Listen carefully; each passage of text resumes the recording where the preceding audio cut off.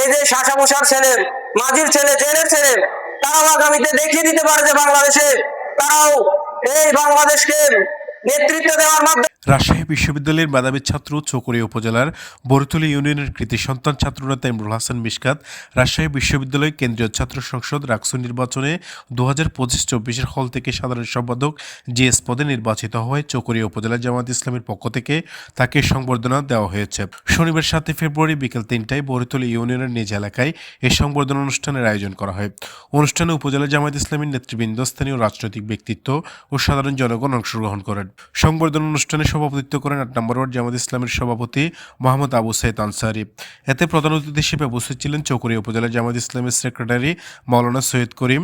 প্রধান বক্তা হিসেবে বক্তব্য রাখেন পেকো উপজেলার সাবেক ভাইস চেয়ারম্যান অধ্যাপক নুরুজ্জামান মঞ্জু। বিশেষ অতিথি হিসেবে উপস্থিত ছিলেন বরতলী ইউনিয়ন পরিষদের চেয়ারম্যান সালেকুজ্জামান। এছাড়া স্থানীয় রাজনৈতিক নেতৃবৃন্দ ও বিভিন্ন শ্রেণী পেশার মানুষ সংবর্ধনা অনুষ্ঠানে অংশ নেন। আমাদের সন্তান পৃথিবীর বাংলাদেশের বিভিন্ন অঞ্চলে এখন নেতৃত্ব দিচ্ছে, ছাত্র নেতৃত্ব দিচ্ছে, ভবিষ্যতে বাংলাদেশের যে কোনো গুরুত্বপূর্ণ নেতৃত্ব দিতে সক্ষম তারই প্রমাণ বহন করছে আজকের মিশকাতের বিজয়। এই বিজয়ের ধারাবাহিকতা অব্যাহত রাখার জন্য আমাদের আপনাদের সকলের কাজ করতে হবে। শহীদের রক্ত বিজড়িত রাজশাহী বিশ্ববিদ্যালয়ের জিএস নির্বাচনে বাংলাদেশের সর্বোত্তম সর্বোৎকৃষ্ট মেধাবী ছাত্রদের ম্যান্ডেটে বুথে নির্বাচিত হয়েছে আমাদের সন্তান মিশকাত। বাংলাদেশের এই দেশ গঠন করার জন্য আমরা সবাইকে একতাবদ্ধ হওয়ার আহ্বান জানাই। ন্যায় এবং ইনসাফের বাংলাদেশ গঠন করার জন্য আহ্বান জানাই।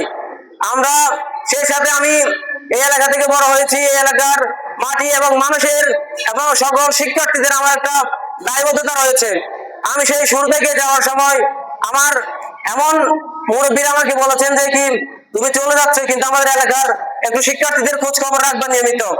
অনেক ছেলে মেয়েদেরকে আমাদের কাছে পাঠায়, এই শিক্ষার্থীরা আগামীতে নেতৃত্ব দিবে।